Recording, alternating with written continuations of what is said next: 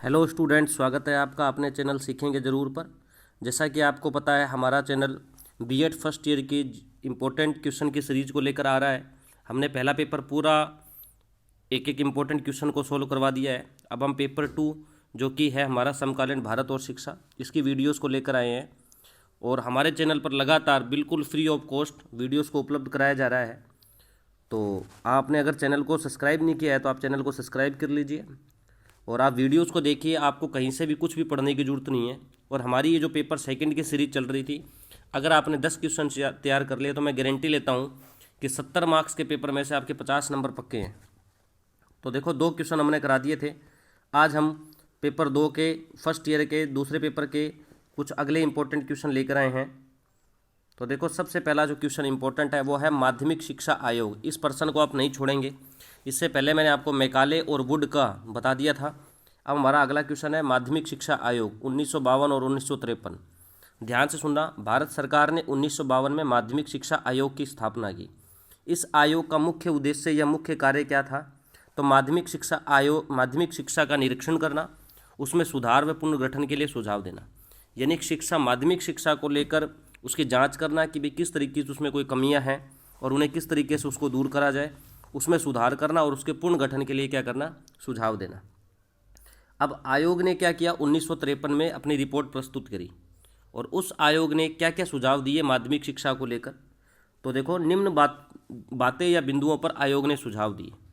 उच्च माध्यमिक प्रणाली का स्थापन, यानी उन्होंने कहा कि उच्च माध्यमिक प्रणाली का हमें स्थापन करना चाहिए। उन्होंने इसके अलावा कोर्स के बारे में सुझाव दिया कि हमें किस क्लास के अंदर किस कोर्स को रखना है, क्योंकि बच्चे को नैतिक, सामाजिक और हर चीज़ का इस हिसाब से सिलेबस सेट होना चाहिए जिसमें बच्चे के ज्ञान, उसके व्यवसाय, आगे वो कोई जॉब करना चाहता है, व्यवसाय करना चाहता है उसके लिए, और उसके सामाजिक नैतिक मूल्यों को भी बढ़ाया जाए, यानी उसके व्यवहार को भी इस तरीके से सिलेबस रखा जाता है ताकि बच्चे को एक परिपूर्ण बनाया जा सके। 3 भाषाओं वाला फॉर्मूला, 3 भाषाओं वाला फॉर्मूले की अगर अपनी बात करें, जैसे जो वहाँ की लोकल लैंग्वेज होती है क्षेत्रीय लैंग्वेज, इसके अलावा जो राष्ट्रीय भाषा है हिंदी, और एक थर्ड लैंग्वेज के रूप में इंग्लिश भाषा। शिक्षा का व्यवसायीकरण पर जोर। शिक्षा का व्यवसायीकरण का मतलब होता है शिक्षा का बेस इस तरीके का होना चाहिए ज़्यादा से ज़्यादा लोग अपने दम पर रोजगार करने की हिम्मत रखते हो।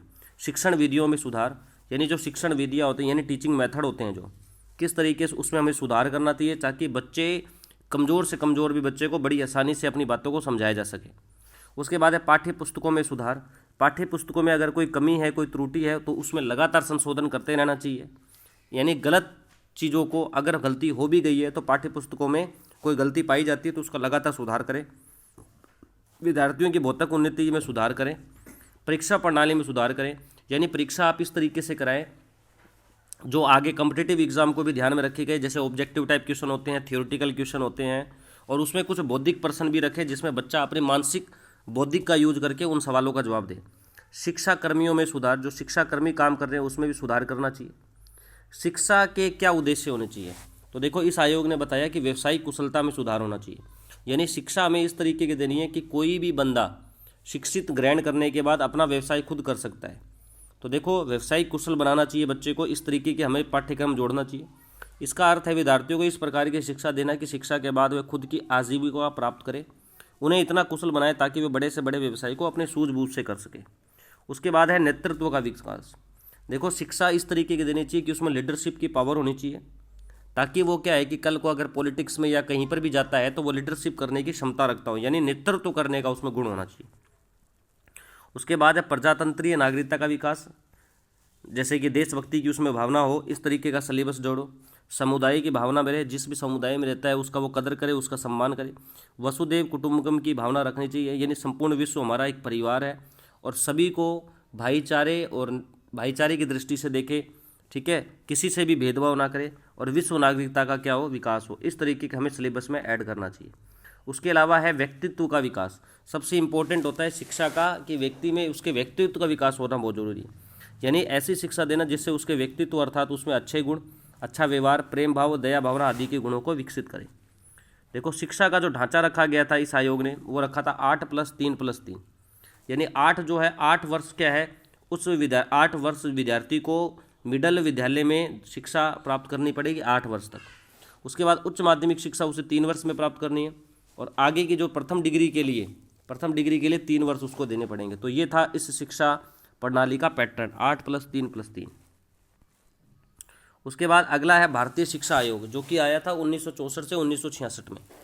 भारतीय शिक्षा आयोग का गठन 1964 में हुआ। कोठारी जो थे इस आयोग के अध्यक्ष थे। इस आयोग ने 1966 में अपनी रिपोर्ट सरकार के सामने प्रस्तुत की। और क्या कहा माध्यमिक शिक्षा आयोग ने?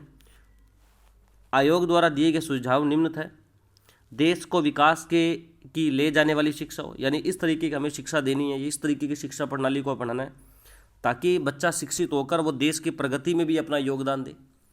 ठीक है, नए नए देश आयाम को छुए, यानी आप इस तरीके से जैसे उद्योग वगैरह होते हैं, यानी उद्योगों के बारे में जानकारी, यानी बिजनेस माइंडेड हो, ताकि वो क्या कर सके, उसमें इस तरीके की मेंटलिटी क्रिएट हो जाए कि वो देश को भी विकसित, केवल अपना ही विकास ना करे, देश को भी विकास की ओर ले जाए। क्योंकि उसके द्वारा उपलब्ध, अगर वो बड़ी से बड़ी उपलब्धि को प्राप्त कर रहा है तो कहीं ना कहीं देश का भी सम्मान बढ़ता है। भाषा का माध्यम, विद्यालय व महाविद्यालय में भाषा राजकीय भाषा हो। अंतर्राष्ट्रीय जरूरत को देखते हुए इंग्लिश लैंग्वेज को विद्यालय स्तर से ही बढ़ावा देना चाहिए। यानी वैसे आप विद्यालय महाविद्यालय में लोकल लैंग्वेज को पढ़ाएं, राष्ट्रीय भाषा को समझाएं, राज्य भाषा से पढ़ाएं, लेकिन अंतर्राष्ट्रीय ज़रूरत को देखते हुए कल को मान लो कोई दूसरे देशों से आप व्यापार करते हैं या दूसरे देशों से आपने बिजनेस खुद का स्टार्टअप किया और आप दूसरे देश से उसकी डील कर रहे हैं, तो आपको एक लोकल एक इंटरनेशनल लैंग्वेज के रूप में, एक कह सकते हैं कि अपने एक जो हर जगह लैंग्वेज यूज हो रही है उस लैंग्वेज को आपको जानना बहुत ज़रूरी है। व्यावसायिकता वाली शिक्षा, ये मैंने आपको पहले ही बता दिया कि शिक्षा हमेशा इस प्रकार की होनी चाहिए जो ज़्यादा से ज़्यादा व्यवसाय को बढ़ावा दे। विज्ञान शिक्षा पर इन्होंने क्या दिया? बल दिया। और उसके अलावा व्यक्तित्व का विकास, ये मैं आपको बताता ही हूँ कि ऐसी शिक्षा देना जिसके उसके व्यक्तित्व अर्थात उसमें अच्छे गुण, अच्छा व्यवहार का विकसित हो।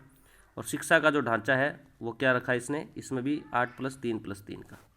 तो ये कुछ बेसिक बातें थी जो आपको थोड़ी सी ध्यान में रखनी है। अगर आपको ये वीडियो अच्छी लगी तो प्लीज़ चैनल को सब्सक्राइब कीजिए। और हमारा चैनल जो है बिल्कुल फ्री ऑफ कॉस्ट आपको वीडियोस उपलब्ध करा रहा है, इसलिए प्लीज़ हमारा ज़्यादा से ज़्यादा सपोर्ट करें और इस वीडियो को ज़्यादा से ज़्यादा ज़रूरतमंद लोगों के पास पहुँचाएं ताकि वो बिना तैयारी किए, जिन्होंने अभी तक तैयारी नहीं करी, वो इन चीज़ों का फ़ायदा उठा सके। जय हिंद, जय भारत।